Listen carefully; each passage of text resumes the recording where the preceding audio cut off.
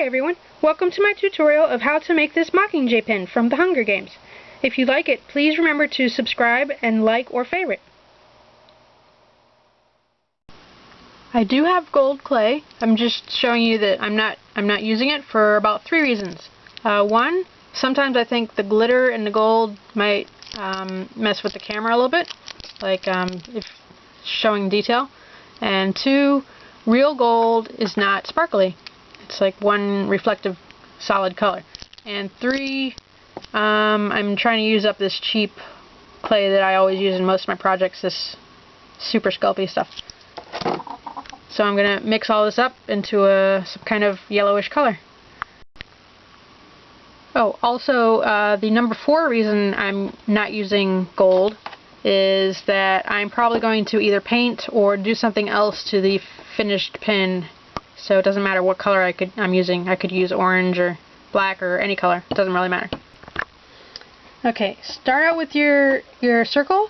It's supposed to be about 1.5 inches long from what I read on websites. That's how big the pin is. You can make it smaller or larger if you want. Now I've got some clay, and make sure when you flatten it out it's at least the size of your circle. So I'm going to roll it out. I'm using these for spacers. If you put these on each side of it and roll it, it should be a uniform thickness like that. Okay, after you've rolled out your piece, you go around your house and look for something that's the size of this circle and this circle. The first circle I found was this salt and pepper. It's a pepper shaker. Just put it on there and trace around it.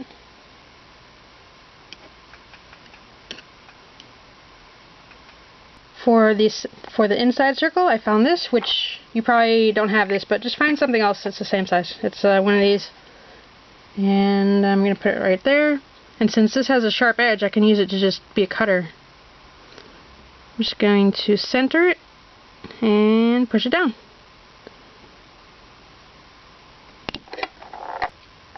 Okay, I've cut this part off, taking this off, and save that for later with this, and take this out.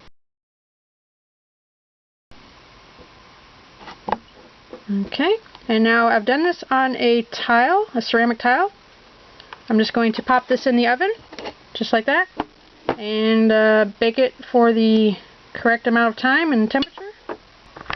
If you want an easy shortcut to cutting a circle, this is the inside of a clear tape roll, you know, the kind from a tape dispenser, like Scotch tape.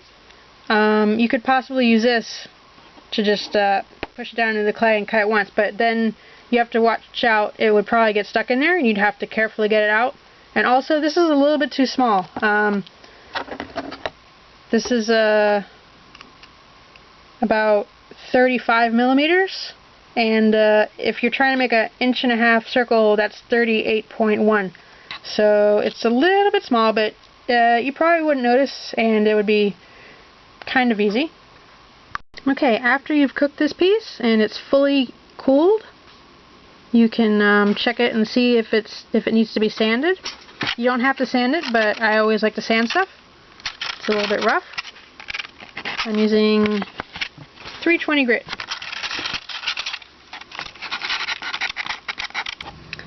Okay, now that I've finished sanding my ring, I took a picture from the internet. I googled this thing, and I put it in Microsoft Paint, and I shrunk it on the screen so that it was the actual size of this, like when I held this up to the screen.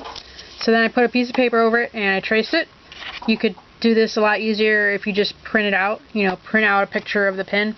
And I'm going to, I don't have any scissors. I'm going to go look for some scissors, and when I find scissors, I'm going to cut this bird out. Okay, I cut the little bird out of the paper, and I rolled out some of the clay, really flat, really thin, almost paper thin, but not quite. Doesn't have to be exact, but just pretty thin. And I'm going to stick the bird onto the clay and cut around the bird like this.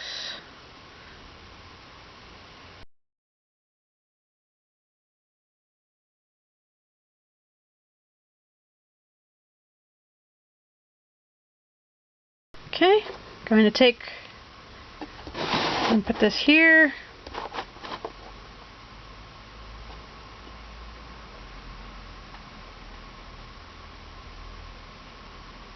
Try to place this so it looks like it does in the picture.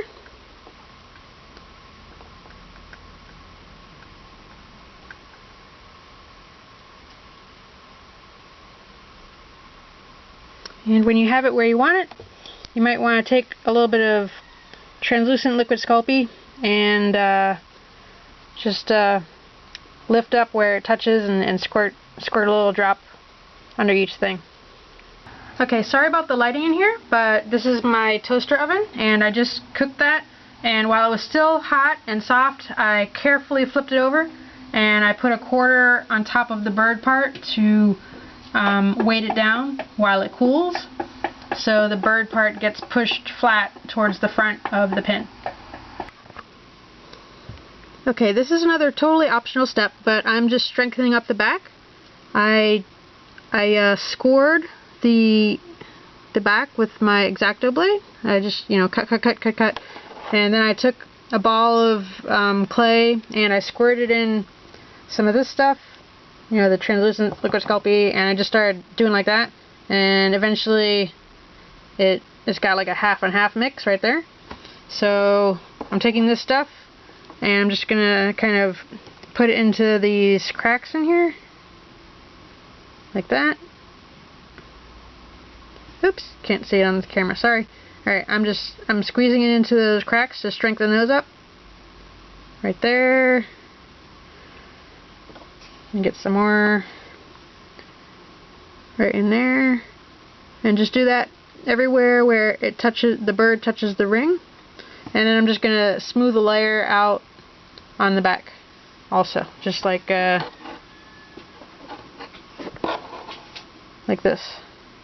Like peanut butter. Okay, just like the last part was totally optional, this is totally optional too. I'm going way too complicated with this, but okay, after I spread all that stuff, I'm just got another sheet and I'm going to put it on the back. This is just for strength and to make the back look good. Alright, I'm just going to pat that down, and then I will turn it over and cut off the excess. Okay, here's the finished back. I know no one's really ever going to see it, but I kind of like the way it came out. And as you can see, it's almost like welding, like filling in the cracks. And it should make it a little bit more sturdy. And okay, so now I'm going to take, on the front, I'm going to take my knife thing, and I'm going to start carving in some details, just lines, like so I can see where to add stuff. If there's a line here, like that, and I'm just going to do that on the whole bird. Okay, I don't know if this is going to work or not, but I've decided to take some of this on a paintbrush, and I'm going to put a thin layer on the front and let it dry a little bit, because I've noticed, I've only used this a couple times, but I've noticed that it tends to, I don't know, the chemical in it evaporates a little bit and it gets hard after a while. But I just want something on here that's kind of attached to the front, but I don't want it quite so liquidy, because when I had it on the back and it was liquidy and I put the other clay on top of it and I was like putting these little dots in it with a pencil, it started to like squeeze out everywhere and I kept having to cut it off the edges. So I'm going to try to let it dry this time. I've rolled a super thin piece of clay and I'm going to put it down, and I saved this thing that I used to cut out the bird, and I'm going to put it on top of the clay like that. And I'm going to cut out a thin sheet for the wing feathers, and then I will put it on top of the wet clay. As you can see, I didn't have much patience. It's only been like 5 minutes. I couldn't wait for it to dry. Okay, I put the thin sheet onto the wet clay so it sticks. It's like glue. And I can now start sculpting the feathers. I'm going to use my tool here.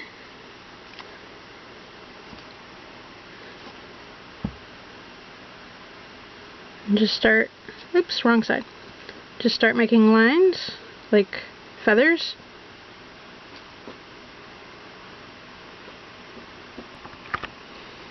This is what it looks like after I've finished putting in the lines. And it's a little bit too puffy looking, so I'm going to try to push it down a little bit. And then I will add in some more detail. Okay, I'm going to show you a close-up of what I'm doing with the feathers. I can't show you when I'm doing this because it's too hard for me to do in front of the camera, but I'll do this one for you in front of the camera. Alright, first I make lines where I want the feathers.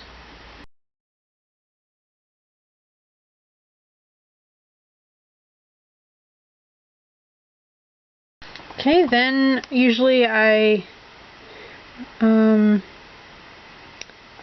go at an angle and I press down. Now what you want the feathers, what makes them realistic is when they're on top of each other like a fan. Like this one is on top of this one is on top of this one, and so on. So to get that effect, you have to push at an angle like this. And do them all like that. That makes them look like they're going underneath the other one.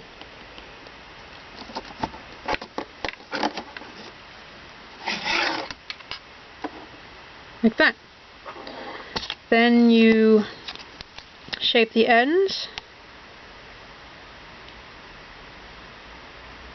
And you can push them, like push in this direction, and that helps shape the end a little bit.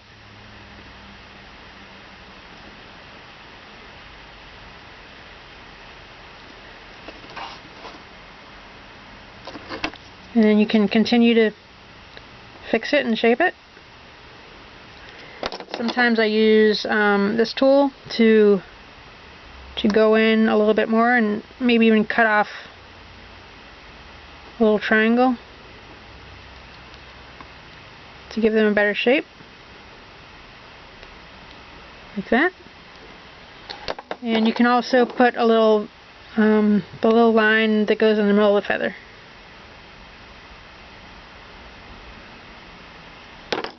And if you keep working on it, you should have something that looks like that. Or even better if you take some more time, because I just did it in like 1 minute.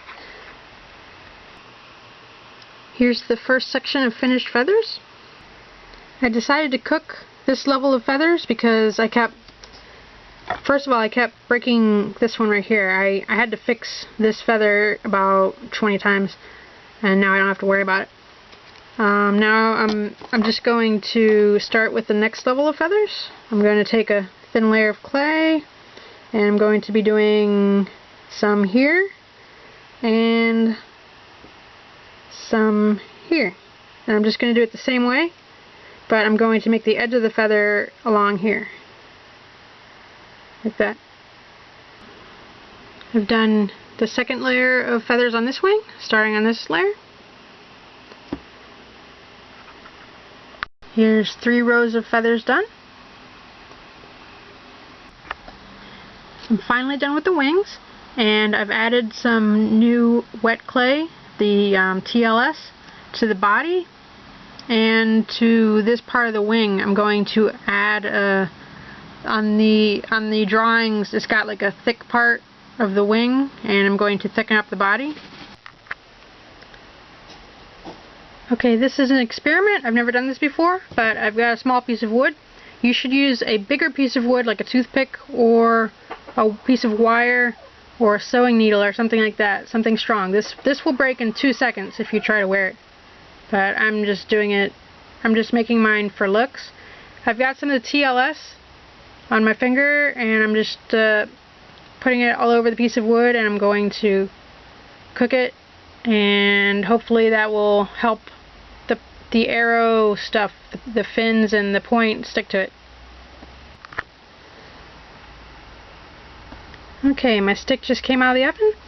I sharpened the end a little bit, and I'm going to stick it into this clay point here. Stick it in pretty far, but not so far that it goes out of the edges of the tip. And after you do that, just roll it again, like this, to fix the shape until you're happy with it. Roll out a thin sheet of this clay, and while you're sure that it's not sticking, pick it up. Sorry, my hand's in the way. Pick it up, put it back down, and cook it just like this. Then we're going to cut some shapes out of it. Okay, I've got my flat sheet cooked, and I'm going to show you how to do the feathers. This is your shape. So basically you have a slightly angled shape like that. You need 3 of these and 3 that are exactly the same but smaller. So you can cut this out with scissors and put it on top of here. Make sure it's to scale. Like, here's your arrow. So for this arrow you need about that big and about that big. So just do that 3 times and cut it out of this piece of clay. You can use scissors or a razor blade for this. It'll cut real easy because it's thin. Okay, to attach the feathers to the arrow, you're going to take your feathers and put a little bit of TLS on the one end that touches the arrow, and just stick it on there like that. The big one goes right at the end like that. And then you should measure, hold it up to your pin, and make sure that the little arrow, the little feather, does not go past the tail. So it has to go in this empty space. There we go. Okay, just do that 2 more times. Make sure they're straight. And you can cook it like this and then do it 2 more times. Now you need to do a triangle pattern. The way the arrows are attached. Sorry, I keep going off the camera. Okay, you gotta pick one up and stick it on. Line it up with the other one.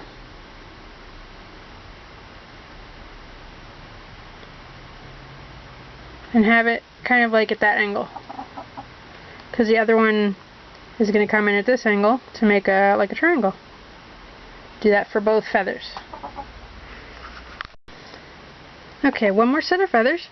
Now whenever I say to cook it, you can sometimes do it for just a couple minutes. Like I'm doing these feathers for about 3 minutes at the recommended temperature. And I'm going to put some more of this on it, on the ones that I just did, and put some here.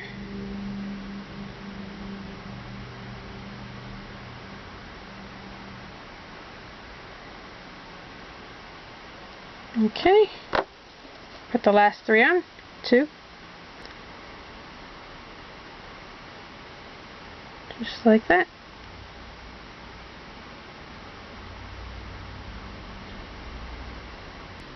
Okay, I want it to go about like that.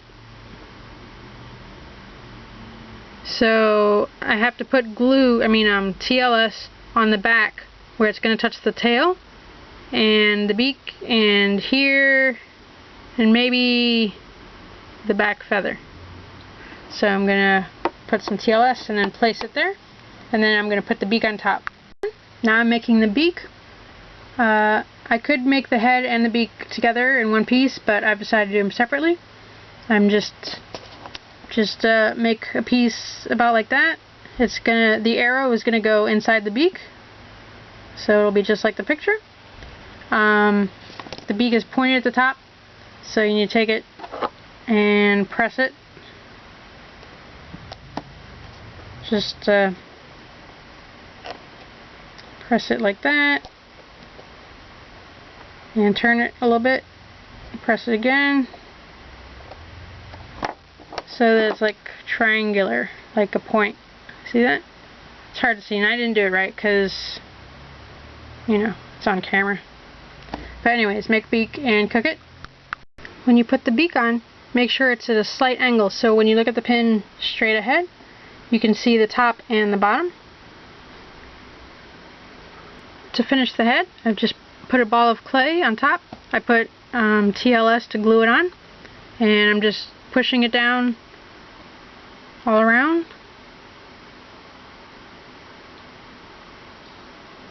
And you can add more clay if you need it bigger.